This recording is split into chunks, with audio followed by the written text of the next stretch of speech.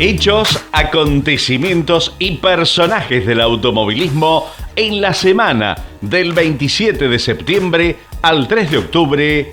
Esto ocurría. Comenzamos el 27 de septiembre, cumpleaños del chueco José María Romero. Nació en Olavarría en 1959, de profesión camionero, comenzó en las categorías 850 con un Fiat 600. Luego llegó al TC con 26 años, cuando se subió a la 2 del Club Olavarriense de Competición, donde metía mano en los motores Torcuato Emiliosi. En el gran momento del TC fue aquel 18 de diciembre de 1988, cuando logra su primer triunfo en el TC, en el semipermanente de La Plata.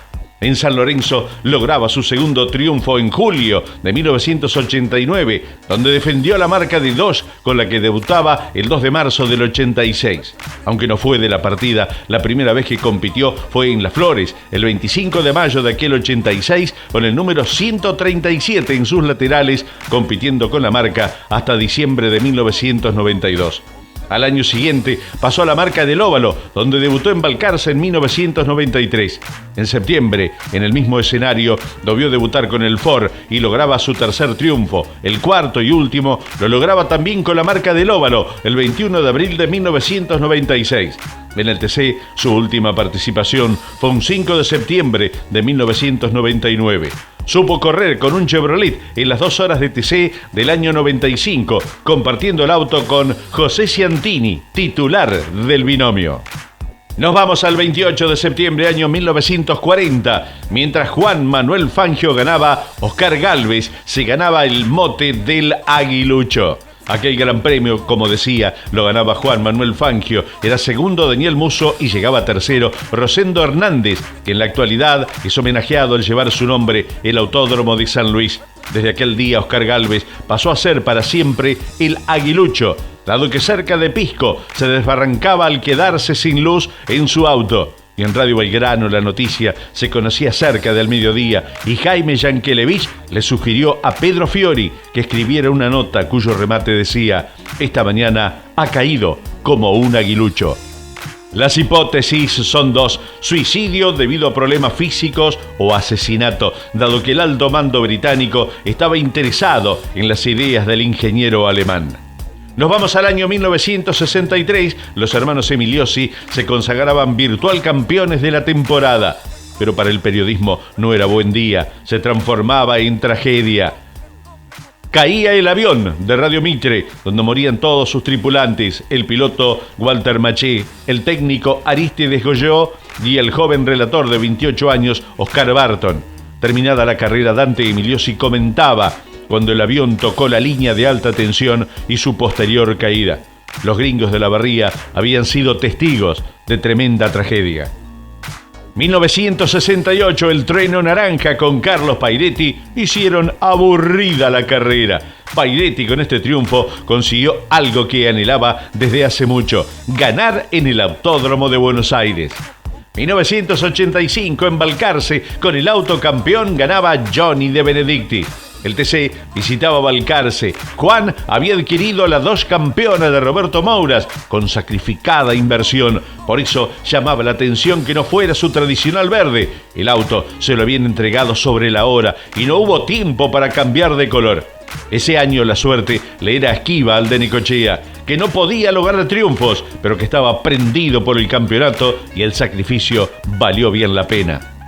Nos vamos al 30 de septiembre, año 2000, moría trágicamente Rubén Luis Di Palma. Viajaba en su Robinson R44 de 4 plazas color azul. Un poco antes de las 6 de la tarde se conocía la noticia: el loco se había ido al cielo. 4 años antes, en una nota para el Gráfico, decía: me voy a morir mucho antes de volverme viejo. Y lo cumplió, tenía 55 años. 1956 y 1962 ganaban en el TC Juan Gálvez y Santiago Luján Saigós. En el 56 se corría el premio Sur de Córdoba y lo ganaba Juan Gálvez. En 1962 se corrió la primera vuelta de Rufino, ganaba Santiago Luján Saigós. 1979, de espectador a piloto, Zunino debutaba en la Fórmula 1, reemplazando nada más ni nada menos que a Niki Lauda, y lo hacía con sus guantes, su casco y también con el buzo del campeón. Niki Lauda había decidido retirarse por unos años del automovilismo. Era el viernes 28 de septiembre. Entonces Bernie Ecclestone le dijo: mañana corres vos. Nos vamos al 1 de octubre, año 1908, el auto que revolucionaría la historia del automóvil. Hablamos del Ford T. Se presentaba con una gran cantidad de innovaciones. Por ejemplo, el volante a la izquierda, siendo esto algo que la mayoría de las otras compañías pronto copiaron. El motor y la transmisión iban cerrados, los 4 cilindros estaban encajados en un bloque sólido y la suspensión funcionaba mediante 2 muelles semi-elípticos. El automóvil era sencillo de conducir y, muy importante, muy barato y fácil de reparar. Era el Ford T de Henry Ford. 1967, en 3 arroyos con el Torino, ganaba el nene Jorge Ternengo. 1995, se fueron festejando 3 pilotos en el podio. El jueves ganaba el cuarto en pista y era Carlitos Sainz. En pista había ganado Juan María Traverso, seguido por Luis Patita Minervino. Tercero llegaba Osvaldo Cocho López, todos con Chevrolet.